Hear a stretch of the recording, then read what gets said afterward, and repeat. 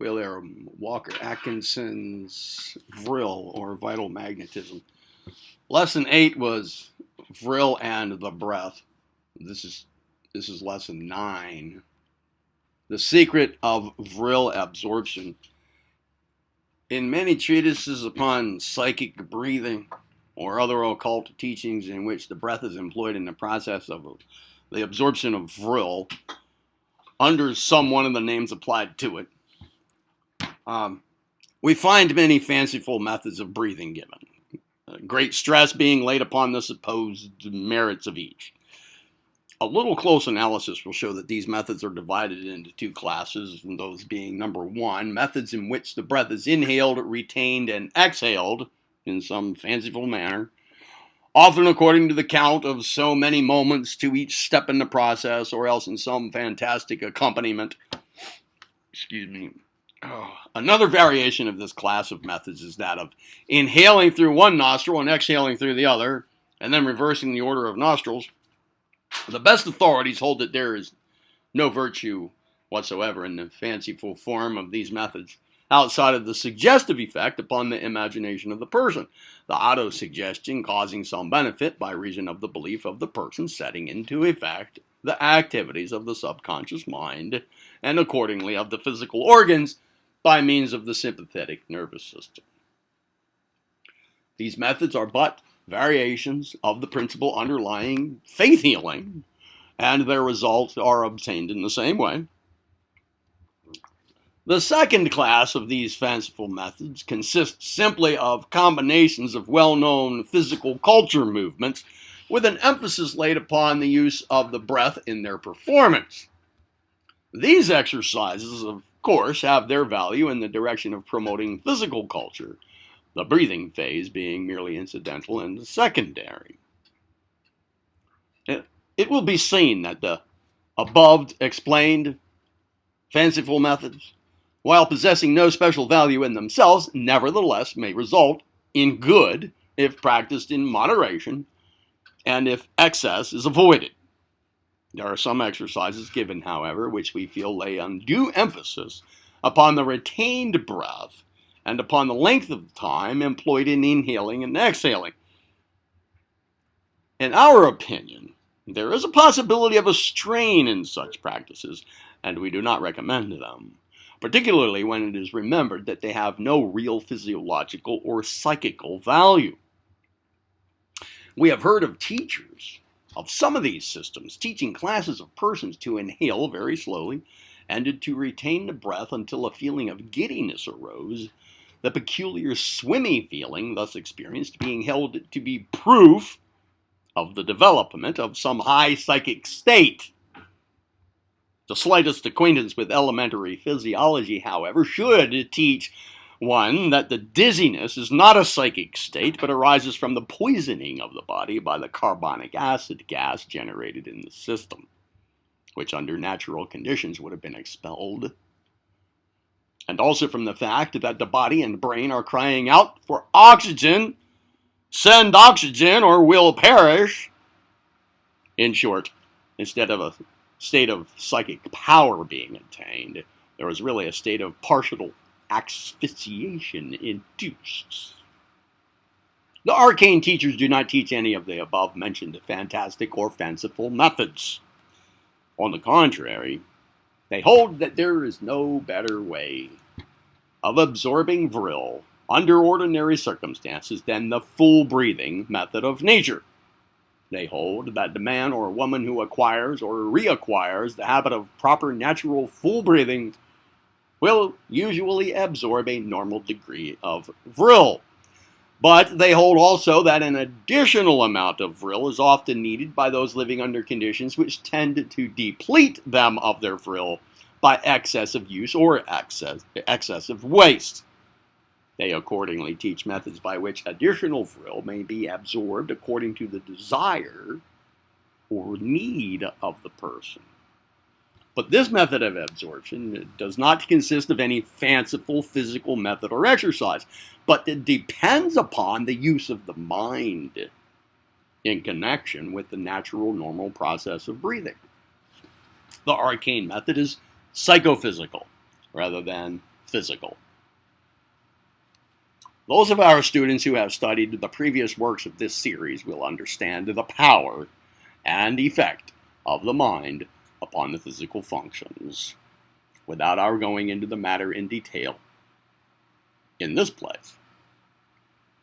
The secret of the arcane method of Vril absorption consists of the fact that the nervous system may be spurred to redoubled efficiency by the action of the mind directed upon it. In Lesson 10 of the Arcane Formulas, or Mental Alchemy, which lesson is entitled Mentalism in a Nutshell, is explained the method of psychic visualization, or the forming and holding of the mental image of things and conditions which one wishes to realize objectively and in material form. In the same lesson is explained the use of the will in the materialization and objectification of desired conditions. On page 97 of the said book and lesson, you will find the following paragraph. The secret of mental alchemy may be stated as consisting first, last, and always of the art of mental imaging, reinforced by the will. While to the beginner, the subject of mentalism may seem a very complicated one, the advanced occultist knows it to be the very extreme of simplicity. Mental alchemy, under whatever name it may masquerade, may be found to consist at the last of simply the power to create strong, clear mental images and to project them into the outer world by means of the concentrated will. You will find that all you have ever read on the subject may be boiled down to that stated principle. The rest is a mere matter of details. The single statement is mentalism in a nutshell. That is a single statement right there. We have quoted from this earlier work of the series here in order to emphasize the fact that the power of psychic visualization, backed by the power of the will, is the secret of Vril absorption, as it is of all psychic or psychophysical phenomena. The first step in Vril absorption is the realization by the student that there exists in the atmospheric air a universal supply of Vril in such phase and condition as to render it easily assimilated by the nervous system of man and other living creatures. The second step is the formation of a clear mental picture of this universal supply of Vril. Of course, Vril having no definite shape or form, color, or outward appearance, the mind cannot form a picture of it as a thing of form, color, or other tangible attribute. But the mind can image it, as it would image a space filled with electrical power, magnetism, or ether. The mind must enter into a consciousness of the presence of Vril in space, all around one, and in every atom of air that is breathed. The consciousness of that presence must be gained before further progress is possible. It must be dwelt upon mentally until the mind grasps its reality and becomes conscious of its presence, just as one is conscious of the presence of space itself. In the degree that this consciousness is gained, so is the degree of manifestation possible. The next step is the realization and mental imaging of the faculty of the nervous system to absorb such amount of Vril as is required in response to the mandate of the will. The mind must visualize the nerves as absorbing the Vril from the air, just as it can visualize the lungs absorbing oxygen from the same source. The one must be seen to be as real as the other. Of course, at the Of course, the nerves will absorb Vril in the ordinary way, whether or not one is conscious of the process. In fact, this is the way that the average person absorbs Vril. But in order to increase the absorptive power of the system, the mind must be employed in that manner just described. This process imparts to the absorptive function an increased efficiency, see? Just as thought force is known to increase the efficiency of the stomach, the liver, or other organs of the body. Now, the final step is the use of the will in the direction of commanding the system to absorb a greater amount of Vril, after the reason recognizes the possibility of this process, and the imagination pictures it as being performed, then the will may be directed to the task of demanding its performance. To those to whom this may seem a strange statement, we would say that the majority of our physical actions are evolved in just this same way. With the exception of a few elementary instinctive actions which are performed almost automatically, the young animal, and particularly the young human child, first realizes that a movement may be made, then sees it being made by the imaginative or ideative faculties, and then deliberately wills it to be made. The child follows this process in learning to use its legs in walking, in using its hands in taking hold of a thing and guiding it to its mouth, and afterward in directing its hand to write, use the knife and fork to perform similar offices. The story of evolution, as told by Lamarck and his school, tells us that the life forms have gradually developed new functions in this way. The physical organ evolving in response to the mental picture and desire.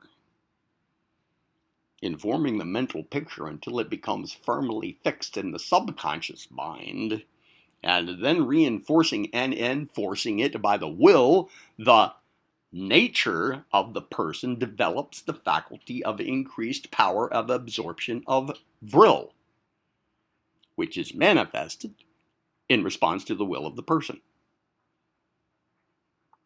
Here is a Vril absorption exercise. This exercise will serve as a general guide to those who wish to increase their power of Vril absorption. Number 1, practice the full breath, as we have described earlier on in this series of lessons on Vril.